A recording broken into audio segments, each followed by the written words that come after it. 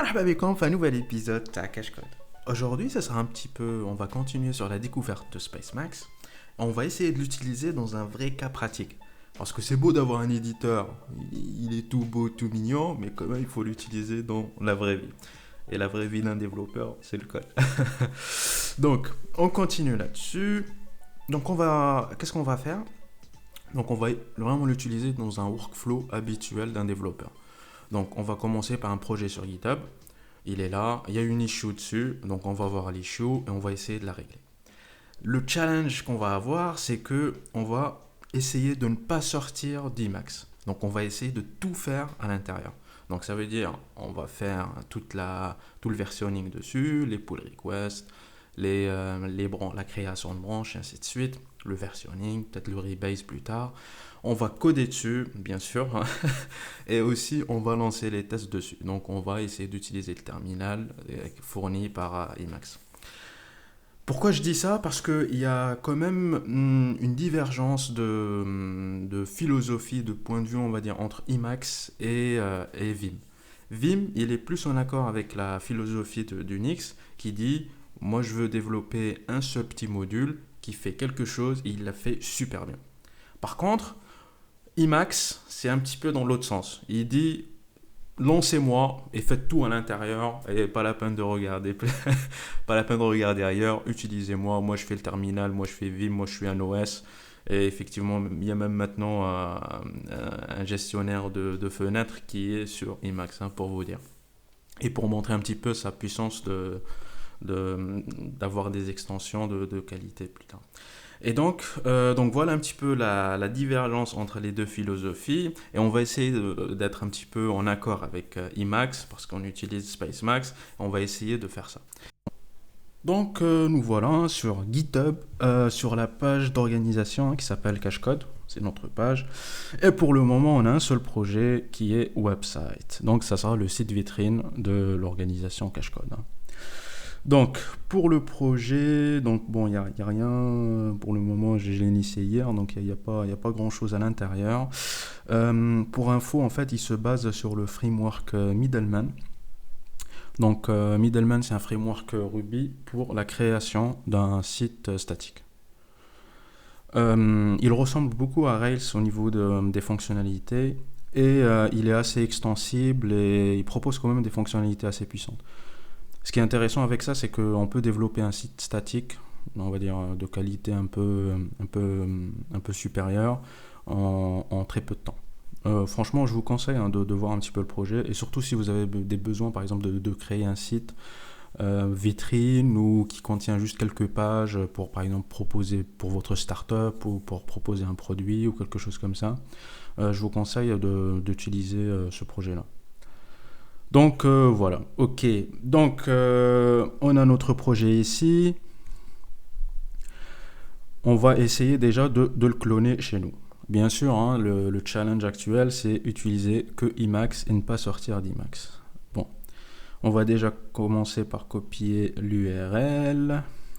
Et là, on est sur Emacs. Le Spacemacs, la config Spacemacs.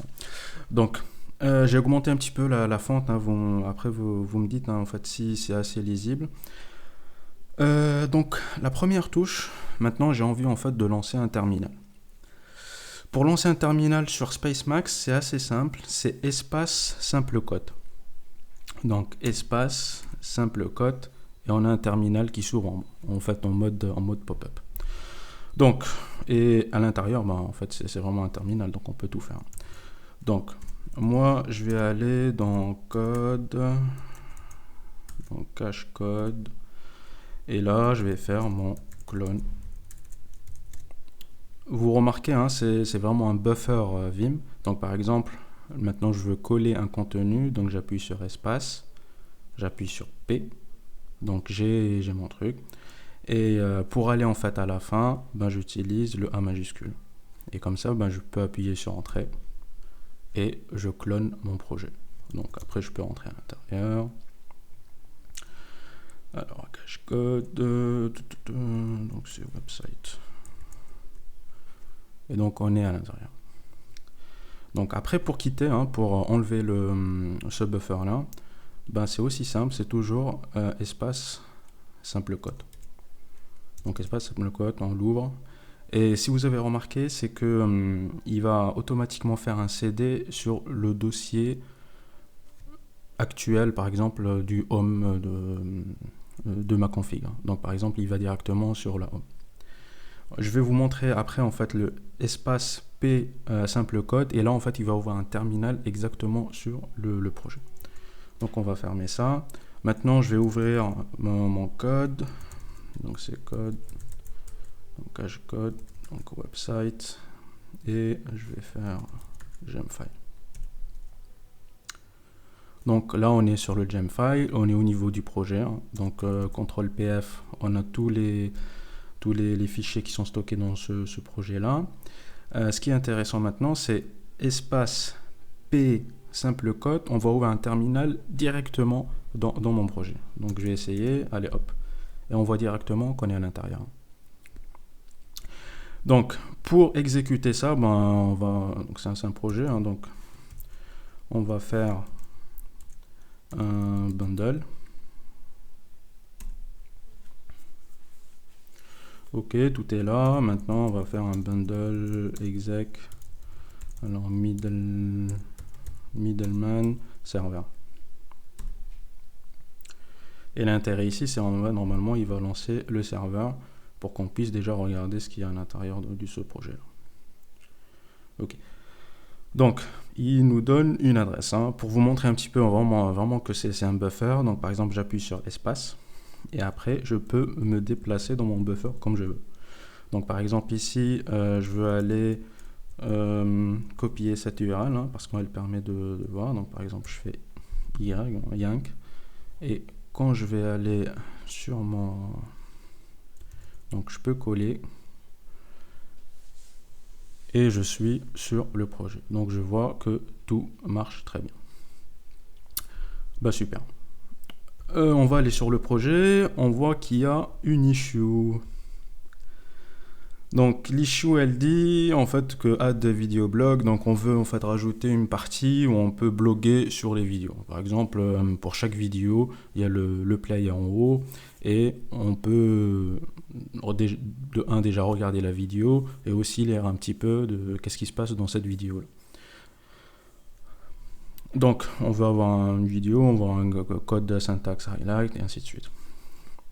Donc le workflow en fait avec GitHub, il se passe souvent de cette façon, c'est que pour chaque fonctionnalité ou pour chaque bug et ainsi de suite, on ouvre une issue.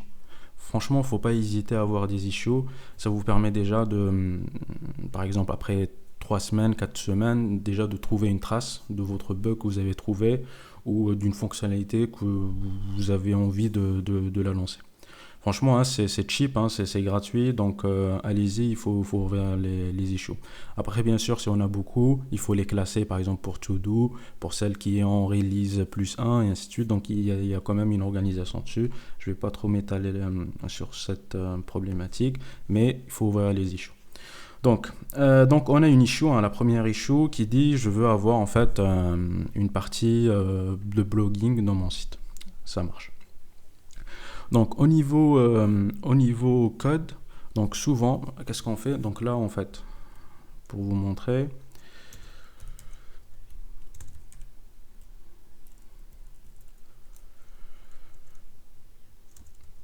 donc je vais aller au niveau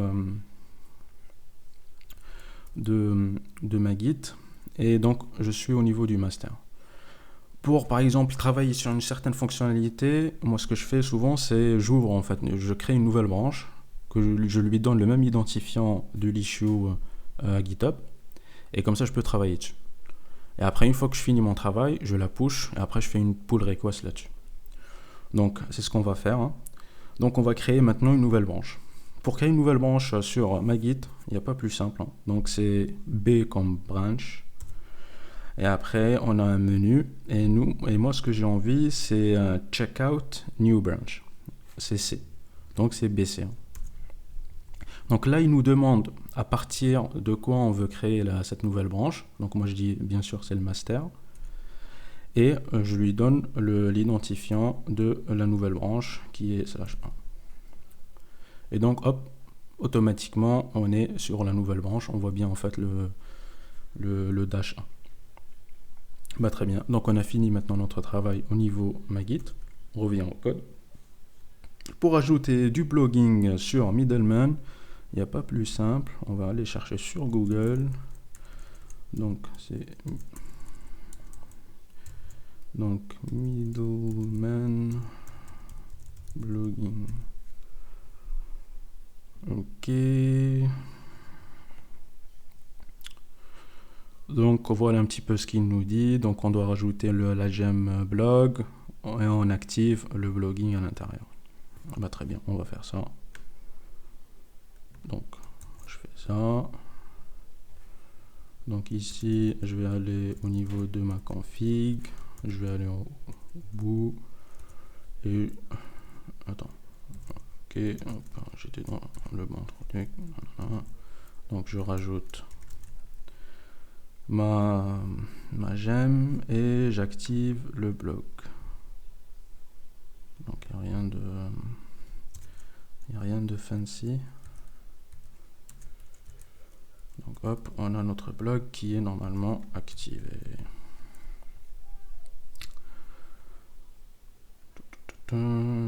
Après il nous dit un petit peu le format des articles et le premier blog qui est ici. Ok.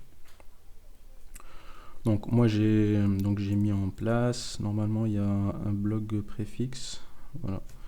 Et en fait il nous permet de dire où aller chercher le contenu. Donc je vais utiliser moi ça aussi. Et je vais dire que moi je veux en fait mes vidéos au niveau blog.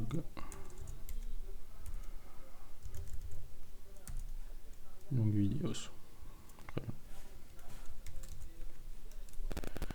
Donc là on a presque tout. Donc on va maintenant créer un fichier dans ce dossier là.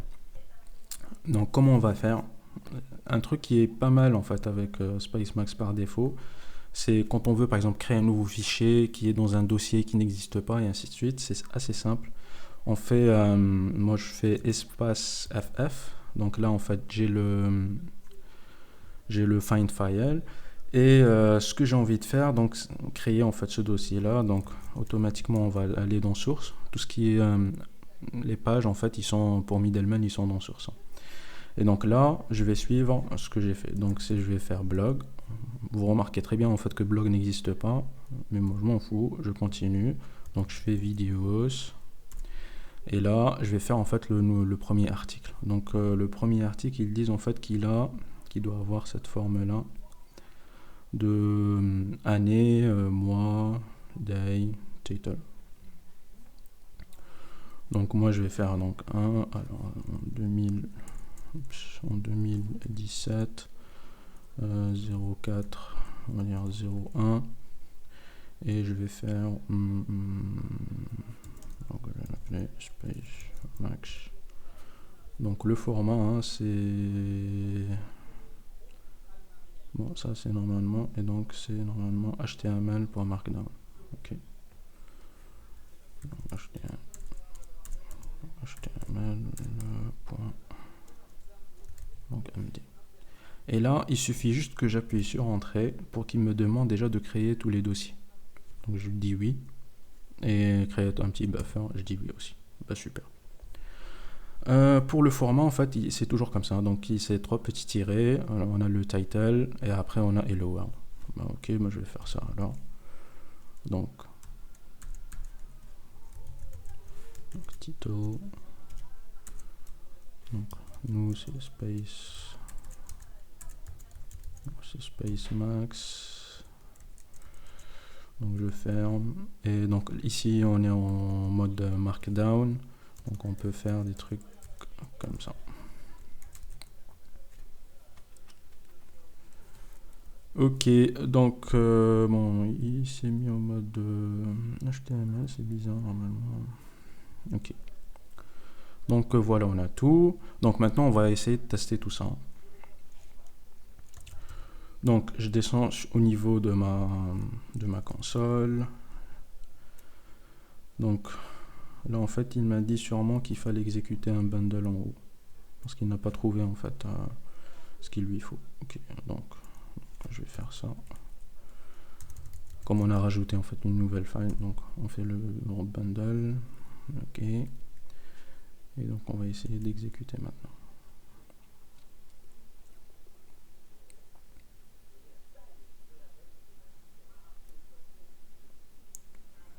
Ok, donc on voit bien que le blog il s'est activé et on a bien le projet normalement qui est en ligne. Donc on va aller voir.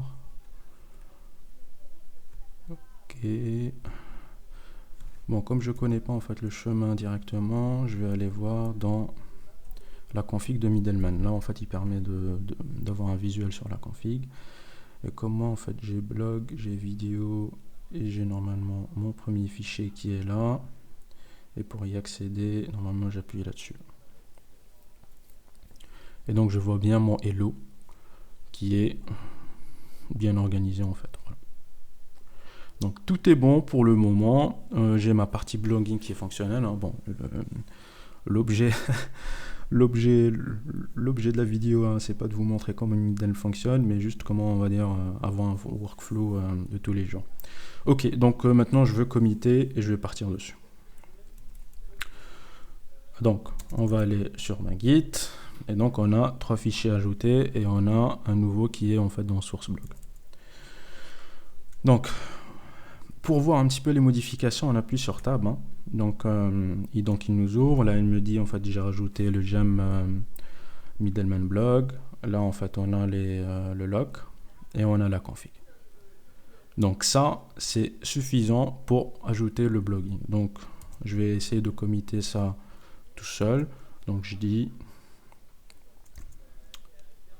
Donc au niveau Git aussi, ce qui est pas mal, c'est que on garde la trace. Donc là, en fait, après même au niveau de l'interface de GitHub, on peut cliquer pour retrouver directement l'issue. Et donc là, en fait, je dis add blogging. Okay. Pour committer, j'appuie sur CTRL, CTRL-C, CTRL-C pour envoyer. Dans la petite fenêtre en bas, en fait, on voit toutes les modifications qu'on a rajoutées. Donc, si vous voulez, après, on regarde à l'intérieur. Donc, on descend et on voit en fait toutes les modifications qui sont dans ce commit-là. Ok, donc là, on est bon. Je commit. Et donc, on a déjà le premier commit qui est parti. Donc, ce dossier qu'on a rajouté, en fait, qui est dans les untracked files, c'est qu'on a rajouté le premier article. Donc, bon, on va le rajouter aussi, hein, comme ça, en fait, on aura 2 commits.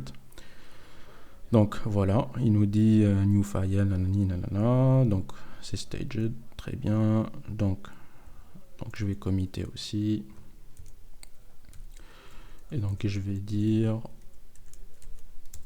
add donc first blog post. Et donc voilà. Donc là on est cool. Il n'y a plus rien à stager ou à modifier, ainsi de suite. Tout a été stagé. Pour pousser, donc ce qui est cool, c'est que c'est toujours pousser, donc c'est push, et donc on appuie sur P. Et donc là on a un petit pop-up qui s'ouvre, et souvent c'est push remote. Donc là en fait il va essayer de pousser au niveau de l'origine. Hein. Donc l'origine c'est notre remote qui a été qui est notre GitHub. Hein. Donc on appuie sur entrée, donc il va dire nanani running, git push et hop, git finished. Ce qui est intéressant aussi ici, c'est qu'on voit le origin /-1. Donc ça c'est sur au niveau GitHub, notre branche locale au niveau GitHub. Et donc on voit bien qu'ils sont tous les deux synchronisés. Bah super, on va voir maintenant sur GitHub qu'est-ce qui s'est passé. Donc on va sur website et on voit en fait, hop, on a une nouvelle branche. Donc pour créer la pull request, on appuie là-dessus. Donc là, on va faire add login. Et on a bien les 2 premiers commits. Donc bien sûr, avant d'appuyer sur create pull request, on regarde encore un petit peu pour voir ce qu'on n'a rien oublié. Hein. Par exemple, un petit put ou des commentaires pour un debug ou un truc comme ça. Donc pour le moment, tout est bon, hein, donc il n'y a pas de problème. Donc on crée la pull request. Ok. Donc on a la pull request, elle est prête et les gens déjà ils peuvent venir et déjà commencer la review. Je vais montrer aussi, donc maintenant on va dire parce que notre travail il est fini. Imaginons que pendant la review, donc par exemple moi je vais commencer à faire la review et je vais dire, bon je vais dire par exemple qu'ici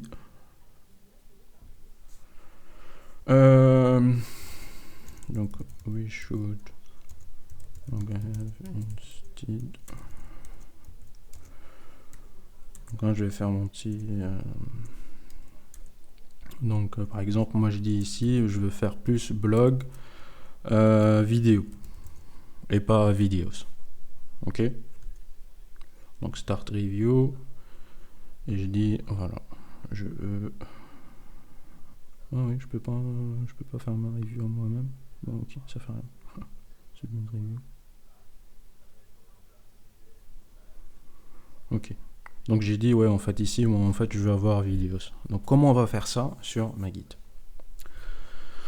Donc on va aller directement dans le code et on va modifier cette partie là. Donc c'est donc config et on vire ça.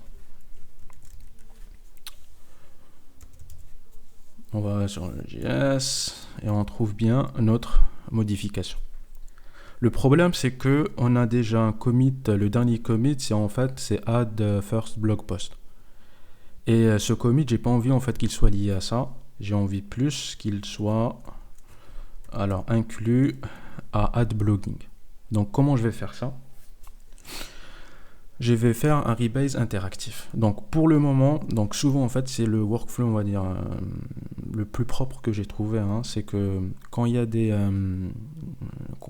par exemple vous faites une PR, il y a des modifications qu'on vous demande et surtout que vous avez plusieurs commits. Donc toutes les modifications vous allez les committer dans des commits en dehors. Hein, et par exemple vous appelez ça fix. Donc je vais le committer. Et je vais l'appeler, donc je vais l'appeler fix, préfixe. Ok. Donc à ce moment-là, on peut déjà, donc soit on pousse pour que les gens en fait ils regardent qu'il y a un nouveau commit et qu'il y a en fait le nouveau préfixe, mais on va pas garder ça fixe préfixe comme ça parce que c'est pas du tout propre. Et donc pour ce qu'on a besoin, c'est mettre ce fixe préfixe et on doit l'inclure dans add blogging. Pour faire ça, on peut utiliser ce qu'on appelle le rebase interactif. Et sur ma guide, c'est encore super simple. Donc ce qu'on va faire, donc rebase, c'est R. Donc on appuie sur R. Bien sûr, on est sur la vue en fait où c'est log, hein, c'est LL. Et on va aller sur rebase, donc on a le rebase ici et on a interactif. Donc j'appuie sur I. Et bien sûr, je me positionne sur le commit où je veux en fait faire la modification. On va dire le dernier commit où je veux le modifier. Donc je fais I. Et on a ce beau petit menu. Donc là, on a le fixe préfixe. On a le add force blog et on a le add blog. En fait, ils sont dans un ordre inversé. Hein. Moi, ce que j'ai envie, c'est prendre ce commit-là et le merger dans add blogging. Pour faire, hein, c'est très simple. Donc déjà de 1, j'ai envie de lui changer la position. Pour lui changer la position, j'appuie normalement sur Alt et je peux le déplacer où je veux. Donc ça, c'est cool. Donc moi je le déplace ici et ce que je veux faire aussi c'est un fix-up. Donc le fix-up c'est comme Squash mais en fait il ne demande rien. Il va pas vous demander de réécrire le commit, il va utiliser en fait le commit précédent. Donc exactement c'est ce que je veux. Donc je veux le fix-up dans AddBlocking. Maintenant donc là on est bon. Pour appliquer les modifications, donc on appuie sur $C. Donc hop, git finished et notre commit il a disparu. Et si on va dans Adblogging pour voir ce qui s'est passé, donc là on a notre truc et on voit bien notre modification qui a été appliquée. Bah, super, c'est tout ce qu'il nous faut, donc je vais pusher.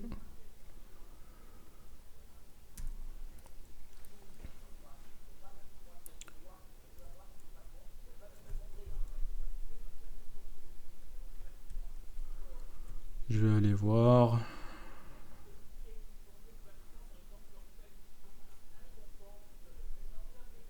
Donc on a Adblogging, AdFirstBlog, et si on va dans Adblogging, ah oui, en fait il n'a pas pushé, donc attends, on va aller ici. Ah oui, bon.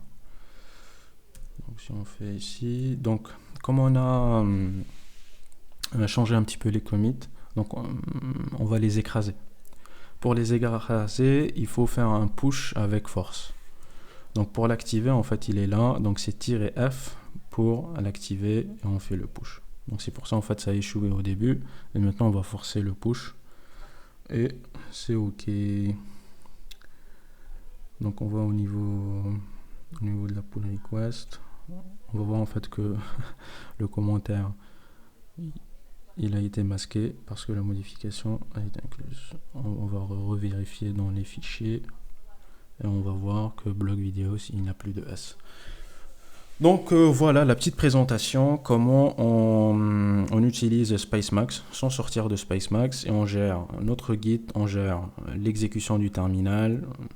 Par exemple là, j'ai juste lancé un serveur, mais on peut imaginer lancer des tests et faire plein de choses sans sortir de notre Spacemacs adoré.